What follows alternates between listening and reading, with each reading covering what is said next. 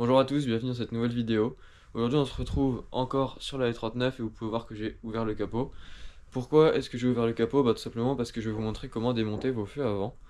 Donc il n'y a rien de compliqué, c'est faisable par tout le monde, mais au moins ceux qui ne savent pas comment faire auront une vidéo sur laquelle ils pourront s'appuyer. Pourquoi je fais pas une vidéo où je remplace par exemple les gouttières du toit ouvrant, les mécanismes du toit ouvrant ou autre? Et tout simplement parce que je n'ai pas encore reçu les pièces. BM met un temps fou à faire ses livraisons et du coup je dois attendre. Donc du coup en attendant je vais vous faire une petite vidéo. Alors moi je démonte mes feux parce que comme vous pouvez le voir, ils sont ternis, ils sont dégueulasses. Donc je vais nettoyer tout ça, ce sera dans une autre vidéo, mais je vais nettoyer tout ça et du coup je prends un peu d'avance et je vais commencer à démonter. Alors à première vue, pour enlever un feu, je vais vous montrer sur l'autre. On a ici des écrous de 8, donc un là, un là. On en a un également ici en bas. Je sais pas si vous voyez bien.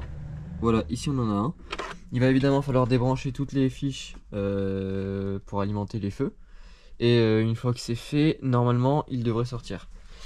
Alors, je dis bien normalement parce que j'ai jamais démonté de feu sur une E39 ou autre. Donc je pense que c'est comme ça que ça se fait. Et si ça ne se fait pas comme ça, eh bien je vais tout filmer, donc vous aurez les étapes dans la vidéo. Allez, c'est parti. Bon, donc là on est sur le feu avant droit, sens de marche du véhicule. Et on va débrancher tout ce qui permet d'alimenter nos ampoules. Donc ici, on appuie et on tire. De 1. Ici, c'est sur les côtés qu'il va falloir appuyer. Ici, on appuie sur les côtés et on tire également. Voilà. Normalement, ici, c'est de la même façon. Voilà. Alors, ça vient d'un coup. Faites attention à ne pas endommager vos câbles, votre faisceau. Et on en a une aussi également. Celle-là, je crois que je vais avoir besoin de mes deux mains pour l'enlever. Voilà, donc là, j'ai tout débranché. Et faut pas oublier qu'on a également notre clignotant. Sur le côté droit, on le voit qui est encore branché. Donc on va tout de suite le débrancher. Il est là. On pince et on tire doucement. Ça vient tout seul. Voilà. Et une fois qu'on a fait ça, on se munit de notre clé de 8. Position desserrage. Et on vient desserrer.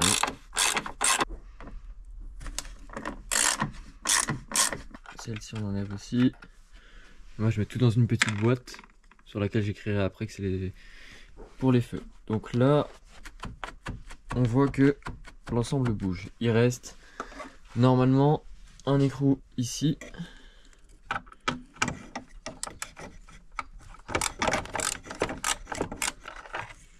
Voilà. Et normalement, je pense qu'il n'y a rien d'autre qui devrait empêcher de le sortir. Voilà, donc maintenant on va essayer de sortir le phare. Je pense qu'il va falloir jouer un petit peu avec.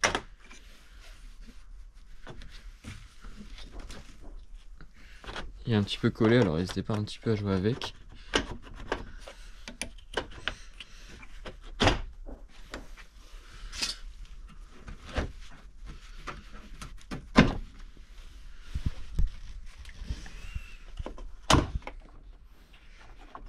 À une main, c'est pas facile. Là, on y va doucement au cas où, parce qu'on ne sait jamais, peut-être qu'on a oublié de débrancher quelque chose.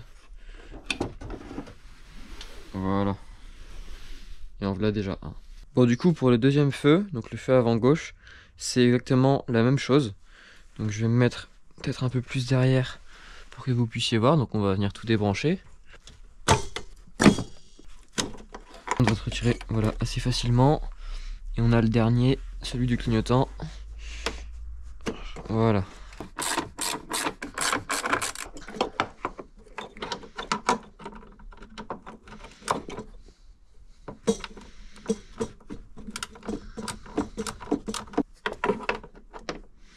Alors c'est peut-être plus simple de prendre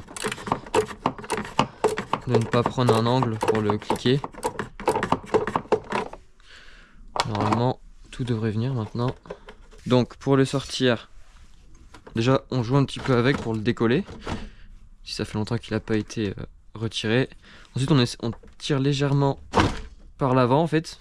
hop, et il sort tout seul. Donc maintenant, il n'y a plus qu'à le prendre. Quelque chose qui doit gêner, voilà. Et voilà le deuxième.